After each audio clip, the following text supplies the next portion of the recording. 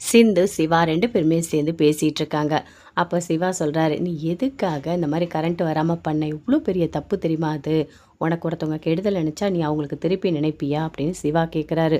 "நான் என்ன டாக்டர் பண்றது? உங்க அம்மா அப்படி பண்ணாங்க. அதனால தான் நான் அப்படி பண்ணேன். அப்படி பண்ணதுனால தானே நான் உன் கூட சேர்ந்து சந்தோஷமா பேச முடிஞ்சது." அப்படின்னு சொல்றாங்க. "ஆனா நீ நல்லா தெளிவா தான் இருக்க." அப்படின்னு சிவா சொல்றாரு. அப்படியே சிந்து சிரிக்கிறாங்க. இதெல்லாம் அப்படியே பார்க்குறாங்க. பார்த்தோனே மகாவுக்கு கோவமா வருது. அப்படியே கிட்ட வராங்க. "ஏய்! இதெல்லாம் பண்ணது நீதானா?" அப்படின்னு கேட்குறாங்க. "ஐயோ! அத்தை நான்லாம் எதுவுமே பண்ணல." "ஏய்! பொய் சொல்லாத. நீ தான் பண்ணியிருக்கன்னு எனக்கு தெரியும். எதுக்காக நீ பீஸ் கரியர புடுங்கி இந்த மாரி கரண்ட் இல்லாம பண்ண?" அப்படின்னு கேட்குறாங்க. "நீங்களும் அதானே பண்ணீங்க.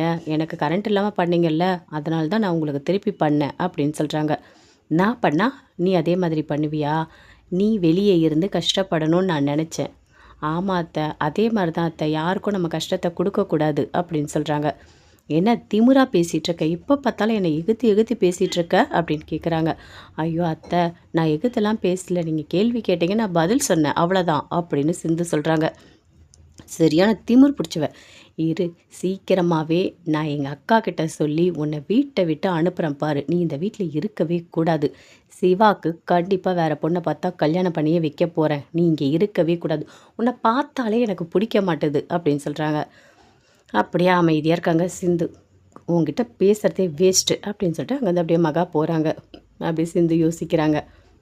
இவங்க மட்டும் என்ன கரண்ட் இல்லாம பண்ணுவாங்களாம். நான் மட்டும் பண்ணக்கூடாதாம்.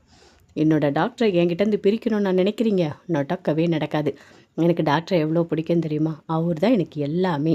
இந்த ஜென்மம்னு ஒண்ணு இருந்தா, அவர் தான் எனக்கு புருஷன். அதனால அவர என்கிட்டேருந்து பிரிக்கவே முடியாது.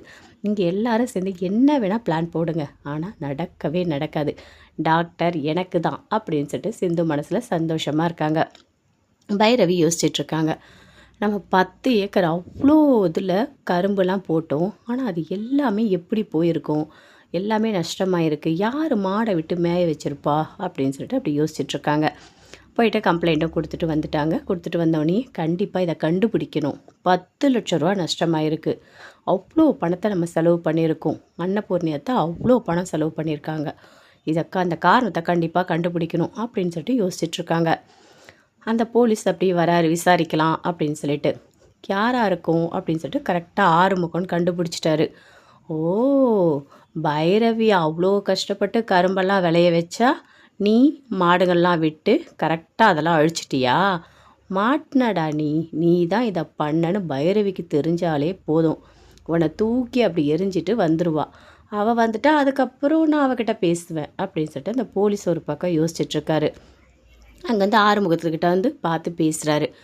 "என்ன ஆறுமுகம், யாரும் மாடை வச்சு பைரவி விளைய வச்ச அந்த கரும்பு எல்லாத்தையுமே வந்து நாசப்படுத்திட்டாங்க. அது யாருன்னு உனக்கு தெரியுமா? அங்கே ஒரு சிசிடிவி ஃபுட்டேஜ் இருக்குது. அதை மட்டும் கிடச்சா அவன் யாருன்னு கண்டுபிடிச்சி அவனை ஒரு வழி பண்ணிடுவேன்." அப்படின்னு போலீஸ் சொல்கிறாங்க. "ஆ யாரா இருந்தானா? எனக்கு தெரியாது. கண்டுபிடிக்கிறதுனா கண்டுபிடிங்க." அப்படின்னு சொல்லிட்டு அங்கேருந்து போகிறாரு. "போடா போ, திமிராவா போற? என்ன பண்ணுறேன்னு பாரு. உன்னையும் பைரவியும் பிரிக்கிறதாண்டா எனக்கு முதல் வேலை." அப்படின்னு சொல்லிட்டு போகிறாரு. அதுக்குள்ளே அந்த சிசிடிவி ஃபுட்டேஜ் எல்லாத்தையுமே ஆறுமுகம் எடுத்து இல்லாமல் பண்ணிடுறாரு. அப்போ அங்கே வந்து செக் பண்ணும்போது சிசிடிவி அந்த ஃபுட்டேஜ் 1 வீக் இது இல்லைங்க, அழிஞ்சு போயிருக்கு அப்படின்னு சொல்கிறாங்க. யாரோட வேலையாக இருக்கும்? கண்டிப்பாக அந்த ஆறுமுகத்தோட வேலையாக தான் இருக்கும். அவன் தான் பைரவி கிட்டேருந்து தப்பிக்கிறதுக்காக இந்த வழியை பார்த்துருக்கான்.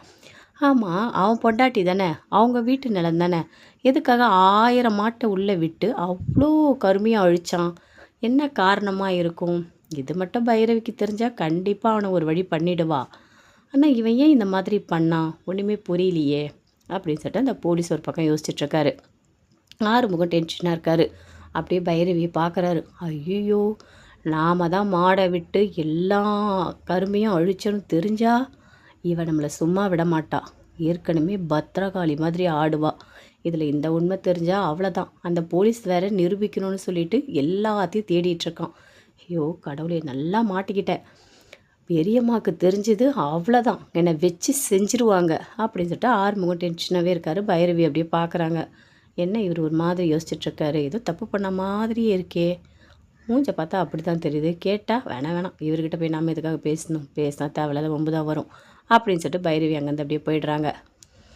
இவகிட்ட மாட்டி விடணும்னு அந்த போலீஸ் வேணும்னு சொல்லிட்டு நல்லா பிளான் பண்ணி தேட ஆரம்பிச்சிட்டான். அவன் கையில் நம்ம சிக்கவே கூடாது, எந்த ஆதாரமும் அந்த போலீஸ்க்கு கிடைக்கவே கூடாது அப்படின்னு ஆறுமுகம் ஒரு பக்கம் அப்படி யோசிச்சுட்ருக்காரு. வீட்டில் சிந்து எல்லா வேலையும் பார்த்துட்ருக்காங்க. பார்த்துக்கிட்டே இருக்கும்போது அங்கே சமையலெல்லாம் பண்ணிகிட்ருக்காங்க. அங்கேருந்து அப்படியே டாக்டர் வராரு. பார்க்குறாரு, என்ன வாசனையாக இருக்குது, என்ன சமையல் பண்ணியிருக்கா சிந்து அப்படின்னு சொல்லிட்டு அப்படி கிட்ட வராரு. என்ன சிந்து வாசனை வாசல் வரைக்கும் வருது, என்ன சமையல் பண்ணியிருக்க அப்படின்னு கேட்குறாரு. அதுவா, நான் மீன் குழம்பு தான் வச்சுருக்கேன் அப்படின்னு சொல்கிறாங்க. மீன் குழம்பா, அதெல்லாம் வைப்பியா நீ அப்படின்னு கேட்குறாரு. என்ன டாக்டர் இப்படிலாம் பேசிட்டீங்க, ஏன் உங்களுக்கு பிடிக்குமா அப்படின்னு கேட்குறாங்க. நீ எது வச்சாலும் எனக்கு ரொம்ப பிடிக்கும், நீ கொஞ்சம் போட்டுத்தா அப்படின்னு சொல்லிட்டு சாப்பிட்றாரு. நல்லா இருக்கே, டேஸ்ட்டாக இருக்குது, சூப்பராக இருக்குது அப்படின்னு சொல்லிட்டு. டாக்டர் உண்மையாகவே உங்களுக்கு இதெல்லாம் பிடிக்குமா? அதெல்லாம் எனக்கு பிடிக்கும், இன்னும் கொஞ்சம் குழம்பு ஊற்று அப்படின்னு சொல்லிட்டு சந்தோஷமாக அப்படி சாப்பிட்றாரு. வீட்டில் திட்ட போகிறாங்க, பார்க்க போகிறாங்க அப்படின்னு சிந்து சொல்கிறாங்க. அவங்களுக்கு வேறு வேலை இல்லை, எப்போ பார்த்தாலும் உன்னையும் என்னையும் சேர விடாமல் பேச விடாமல் பார்த்துக்கிறது தான் அவங்களுக்கு வேலை. அதுக்காக நான் அப்படி இருக்க முடியுமா? டேஸ்ட்டாக இருக்குது தெரியுமா குழம்பு, ரொம்ப நல்லா வைக்கிறேன் நீ அப்படின்னு சொல்கிறாரு. சரி, டெய்லி நான் இங்கேயே வந்து சாப்பிட்டு போட்டோமா அப்படின்னு கேட்குறாரு. என்ன டாக்டர் இப்படி பேசிட்டீங்க, நீங்கள் சாப்பிடுங்க, ஆனால் வீட்டில் இருக்க யாராவது பார்த்துட்டா ஒரு வழி பண்ணிவிடுவாங்க உங்களை, என் கூட பேசக்கூடாதுன்னு சொல்கிறாங்கல்ல அப்படின்னு சிந்து சொல்கிறாங்க. உங்கள் அம்மா மட்டும் பார்த்தாங்க, போயிட்டு பெரியம்மா கிட்ட சொல்லிடுவாங்க. அதோடு அவங்க வந்து நீ சிந்துக்கிட்ட பேசக்கூடாது, சாப்பிடக்கூடாது, பார்க்கக்கூடாதுன்னு அடுத்த ஒரு ரூல்ஸை போட்டுருவாங்க அப்படின்னு சிந்து சொல்கிறாங்க. என்ன சிந்து நடக்கிறதெல்லாம் அப்படியே புட்டு புட்டு வைக்கிற, இப்படி தானே டாக்டர் நடக்குது, நான் தான் பார்த்துக்கிட்டு தானே இருக்கேன் அப்படின்னு பேசிகிட்ருக்காங்க. சரி சரி, நான் சாப்பிட்டு போகிறேன், சரியா பாத்திர போகிறாங்க அப்படின்னு சொல்லிட்டு அங்கேருந்து அப்படி டாக்டர் போகிறாரு. வீட்டில் ஃபங்க்ஷன் நடக்குது, நிச்சயதார்த்தம் பண்ணுறதுக்காக எல்லா ஏற்பாடும் பண்ணிகிட்டு இருக்காங்க. அன்னபூர்ணி மகா எல்லாருமே சேர்ந்து ஃபங்க்ஷனில் இருக்காங்க. அங்கேருந்து சிவா வராரு, அங்கே இருக்க அந்த டெக்கரேஷன் எல்லாமே பண்ணிகிட்ருக்காரு. அப்போ ஸ்வாதியும் வராங்க. நம்ம ஒரு ஃபோட்டோ எடுத்துக்கலாமா, செல்ஃபி எடுத்துக்கலாமா அப்படின்னு கேட்குறாங்க. எடுத்துக்கலாமே அப்படின்னு சொல்லிட்டு சூப்பராக அழகாக மாடல் மாடலாக ஸ்டில்ஸ்லாம் அழகழகாக எடுக்கிறாரு. இதெல்லாம் அப்படியே சிந்து நின்று பார்க்குறாங்க. டாக்டரே, எவ்வளோ தைரியந்தான், அந்த ஸ்வாதி கூட போயிட்டு ஃபோட்டோ, அதுவும் செல்ஃபி கேட்குதா, இரு வரேன் அப்படின்னு கிட்ட வராங்க. வந்த உடனே டாக்டர் உங்ககிட்ட ஃபோன் இருக்குல்ல, நீங்களும் நானும் சேர்ந்து செல்ஃபி எடுத்துக்கலாம் அப்படின்னு சொல்கிறாங்க. சரி அப்படின்னு சொல்லிட்டு 2 பேருமே எடுத்துக்கிறாங்க. டாக்டர் இன்னும் கொஞ்சம் கிட்ட வாங்க அப்படின்னு சொல்லிட்டு ஃபோட்டோ எடுக்கிறாங்க. என்ன இவ்வளோ கிட்ட இப்படியா, அந்த ஸ்வாதி கூட மட்டும் போயிட்டு நல்லா கிட்ட நின்று ஃபோட்டோ எடுத்தீங்களே, அப்போ ஏன் கூட சேர்ந்து எடுங்க அப்படின்னு சொல்லிட்டு ஃபோட்டோ நல்லா எடுத்துகிட்டே இருக்காங்க. இதெல்லாம் மகா பார்க்குறாங்க. பார்த்தோன்னே அப்படி வயிறு எரியுது. இவ எவ்வளோ திமிர் பிடிச்சவ, நான் என்ன சொன்னாலும் கேட்கவே மாட்டா, அதுவும் சிவா கூடவே வாழணும்னு ரொம்ப ஆசை இவளுக்கு. அதுவும் செல்ஃபி எப்படி மூஞ்சியோட மூஞ்சி வச்சு ஒட்டி வச்சு எடுத்துகிட்ருக்கா பாரு, விடக்கூடாது, நான் போயிட்டு அக்கா கிட்ட சொல்கிறேன் அப்படின்னு போகிறாங்க. போயிட்டு அக்கா அக்கா அங்கே என்ன நடக்குதுன்னு வந்து பாருக்கா, சிவா அந்த சிந்து 2 பேரும் சேர்ந்து ரொம்ப அமக்கலம் பண்ணுறாங்க.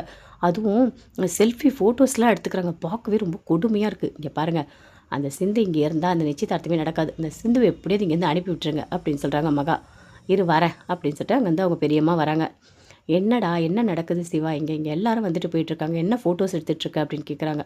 அதுவா, ஒன்றும் இல்லை பெரியம்மா, சிந்து வந்து செல்ஃபி எடுத்துக்கணும்னு சொன்னால் அதான் எடுத்துகிட்டு இருந்தேன், இங்கே பாரு. சரி நீ போ சிவா அப்படின்னு சொல்கிறாங்க. சிவா உள்ளே போகிறாரு. சிந்து இப்படி ஓரமாவா, நீ எதுக்காக இதெல்லாம் பண்ணிகிட்ருக்க, எல்லாரும் வந்துட்டு தானே போகிற இடமா இருக்குது இது, இங்கே இப்படி தான் பண்ணிகிட்ருப்பியா, இங்கே பாரு, இங்கே நிச்சயதார்த்தம் நடக்க போகுது, நீ இங்கே இருந்தால் நல்லா இருக்காது, நீ இங்கேருந்து போயிடு அப்படின்னு சொல்கிறாங்க.